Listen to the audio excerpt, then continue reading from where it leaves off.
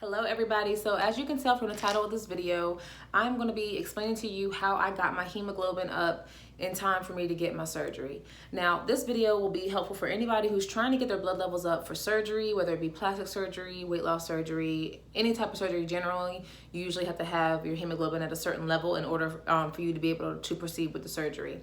But even if you're not looking to have surgery and you just have anemia, I'm going to give you some tips and tricks on how to get your blood levels up fast and kind of give you an understanding on what it was I did and how long it took for me to get mine up. So if you're interested in watching this video, as well as getting some information on the pre-op clearance for Dr. BBL, then keep watching. So I was gonna have my my surgery, as I mentioned in my last video. If you've seen my intro BBL journey video, I was supposed to have my surgery on May 25th. But I didn't get my surgery that day. I had to get it pushed back because my hemoglobin was low, or my HGB was low. And that's part of my pre-op requirements for Dr. BBL to see me. So I went and got my blood work done. It took like a day for my results to come back, and my blood level on the day that they came back was 11.4. Now that was on May 11th, and I was supposed to fly out May 25th or May 24th. So of course, the doctors, I called my doctor and spoke to the nurse and was like, hey, you know, this is my blood levels are 11.4, and for surgery and most surgeries in general, your blood level has to be at least a 12 for you to go through surgery. So I was like, you know, my blood level is 11.4. Is that too low? Is it close enough where y'all will be able to, you know, to take me? So she went and checked with the clinical staff and came back and told me, the surgical staff, and came back and told me no, I was not able to continue with my surgery right now. They had to push it back 6 weeks because my hemoglobin was low, and it's not safe to have surgery with a low hemoglobin, which makes complete sense. Of course, I was a little crushed in the beginning because obviously I want to have my surgery, but at the same time I understood that it's important to have my blood levels at the right level, and I understood the importance and the reasons why they decided not to do my surgery. So obviously when you're getting surgery, you're going to lose a lot of blood because they're going to be cutting you open depending on what type of surgery you're getting. They're going to be doing stuff that's going to be traumatizing to your body, so you're going to lose blood naturally. So they want your blood levels to be at least a 12. That way, if you do lose blood, you still have enough blood in your body where you're not going to go into shock. You're not going to be fainting or having issues along those lines. So that's why they generally want you to have a 12 in order to have any type of surgery. So my doctor meaning the surgeon, their staff told me to take liquid iron 3 times a day and pill form iron 3 times a day. So they wanted me to take iron 6 times a day in order to get my blood levels up.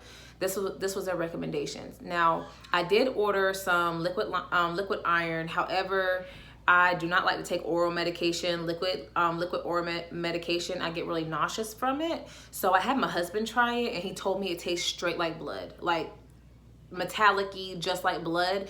And it was supposed to be grape flavored, and they had no flavor. It smelled good, but he said it was disgusting. So I did not do that because I knew my stomach wasn't going to tolerate it.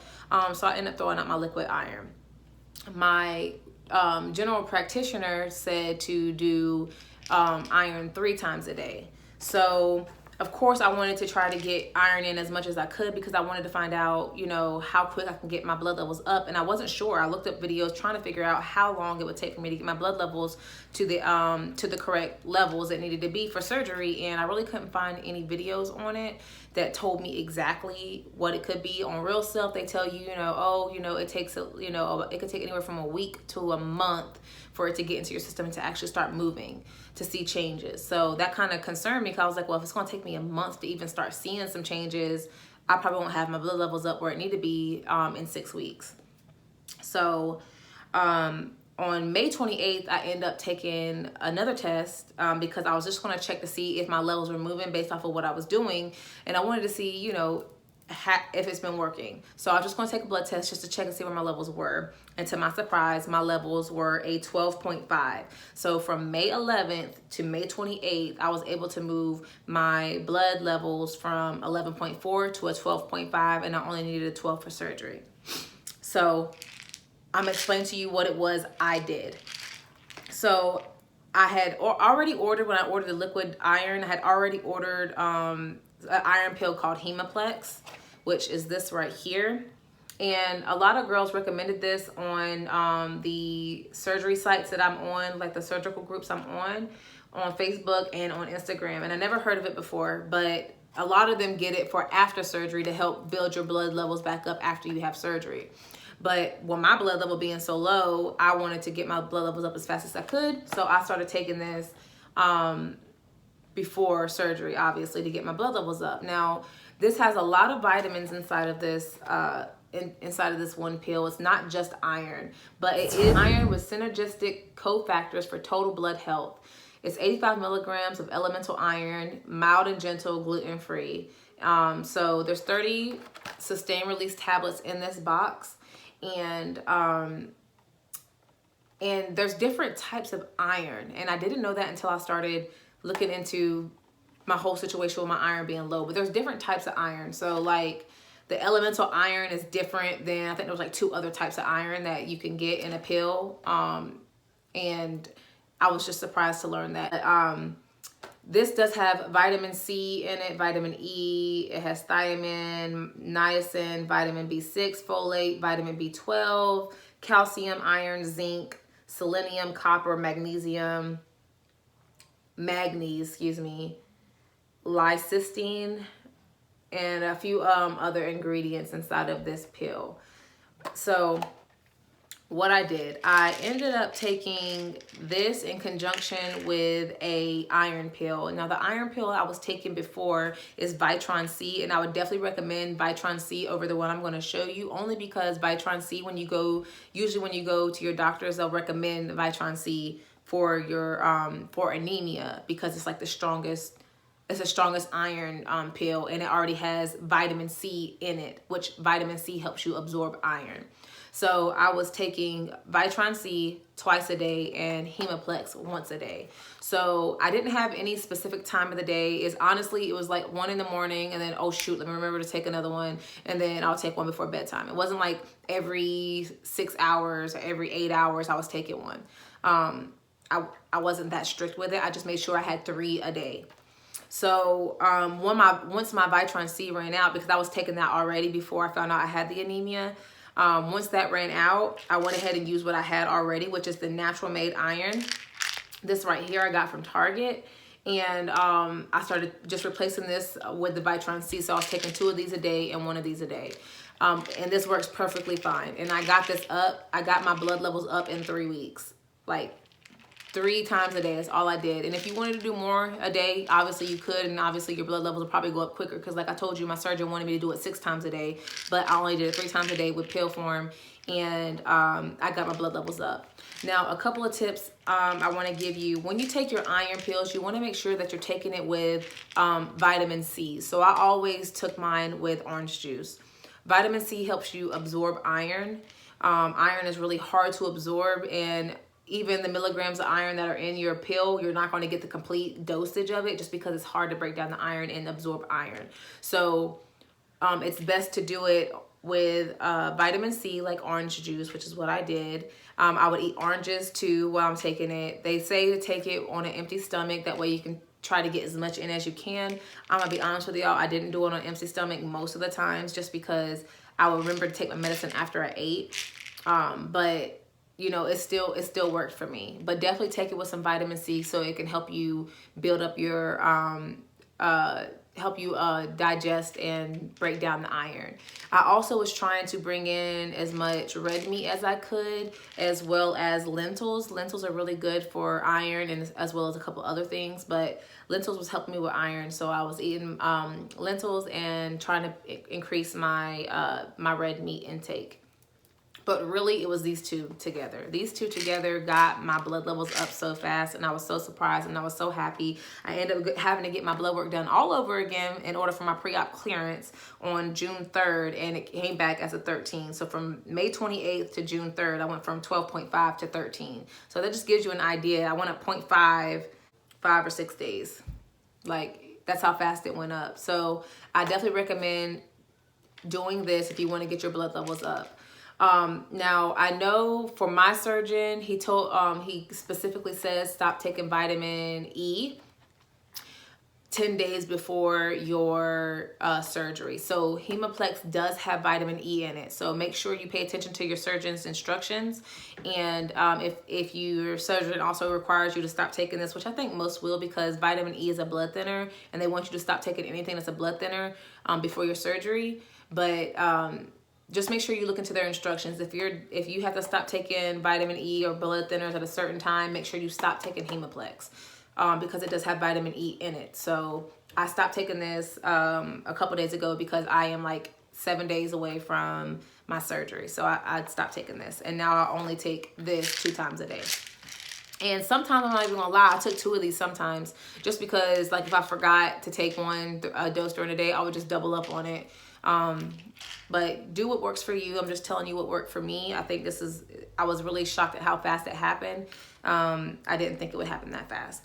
Now, just to go over some of the pre-ops clearance that Dr. Balgobin requires. Yeah, okay. So for pre-op clearance for Dr. Balgobin, they send like a welcome packet once you actually put your deposit down. They send you a welcome packet, and the first thing is like a personal health statement and just telling you basically about your body and that your body is yours and everybody's body is different. So don't expect your results to be the same as the next person's result, and be realistic in your expectations. So then the pre-op surgery. So 4 to 6 weeks before your surgery, they would like you to stop smoking anything, alcohol. Stop smoking alcohol. Stop smoking all and any kind of tobacco, marijuana, hookah, vaping, all of that 4 to 6 weeks before your surgery. It says start taking the liquid and oral iron pills, which they required you to do that regardless if you were doing, if you had anemia or not. But like I said, liquid was disgusting. I couldn't do it. So if you can do it, more power to you. And if you can do it, it's better because obviously liquid form, you'll absorb it faster and easier. But that wasn't working for me. Do not gain or lose weight unless the doctor told you to. Remove all false lashes prior to coming. Your lashes will be taped. So they're going to be taping your eyes shut, so take off false lashes. No nail polish. You can't have any nail polish, any acrylics, anything like that on your nails or your toes. So you have to take all that off before you come. If you're taking phentermine, I know a lot of people take phentermine to help suppress their appetite for weight loss. If you're taking that, you have to stop it immediately because phentermine does have conditions that can cause problems with your heart naturally anyways without surgery, but obviously throwing in surgery is going to make a bigger chance for complication. If you're sick before your surgery, you got to let them know so they can figure out their actions, their next steps and their actions for your surgery. And then they require you to be in the state of Minnesota because his surgery, where I'm having surgery, is in the state of Minnesota. You have to be there by 8 p.m. the day before your surgery. And then no alcohol 72 days prior to your surgery. So then his medication information, it basically says, they ask you, everything all the medication you take, and to continue taking all the medication that you were on initially, except for the ones that they state in the pre-op letter. So it says discontinue all multivitamins and blood thinners 10 days prior to your surgery. And then they gave a list of common blood thinners.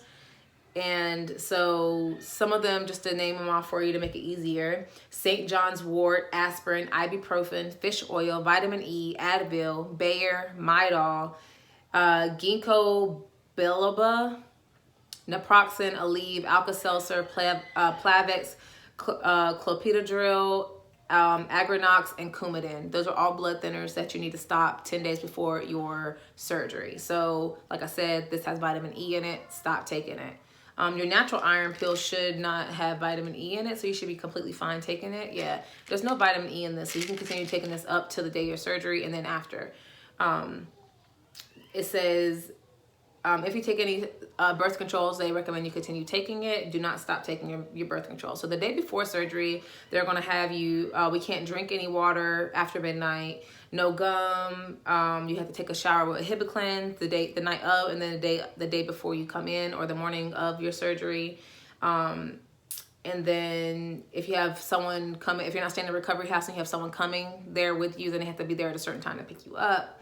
And then the day of your surgery, you can't eat or drink anything. That's normal protocol because they don't want you to, you could take the chances of throwing up or choking while you're under anesthetics, and they don't want that that to happen. So that's why you can't eat or drink during your surgery.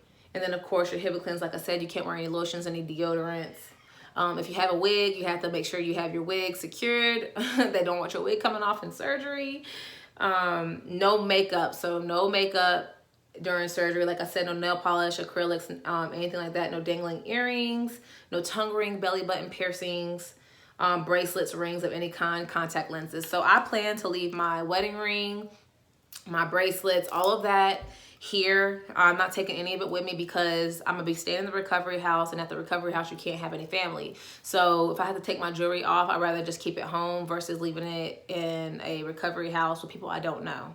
So I'm leaving my jewelry here. But I just want to give you a quick little inside peek of their pre-op requirements and give you my tips for getting your blood levels up. So Hemaplex and iron, Vitron C if you can get it, but if not, this works perfectly fine. 3 times a day, the combination of these. And if you wanted to take 2 of these a day and 1 of these, you can, it's up to you. But I did 2 iron and 1 Hemaplex every day and got my blood levels up in 3 weeks. So if you find this video helpful and like this video, make sure you give it a thumbs up and subscribe if you haven't already. Make sure you also hit that bell notification if you haven't done so already, because I'll be having more videos coming up. My next video that I'm going to be uploading is going to be my bag of stuff that I'm bringing with me to my recovery house. So stay tuned for that video. But if you do end up trying this and it works for you, let me know. If you don't do this and you do something a little bit different, let me know as well. Leave it in the comments. Any information that we can get in the comments is going to help somebody. Everyone reads the comments, so somebody will be able to benefit from that, hopefully. But I hope you all have a great day, and I will see you in my next video. Love y'all. Bye.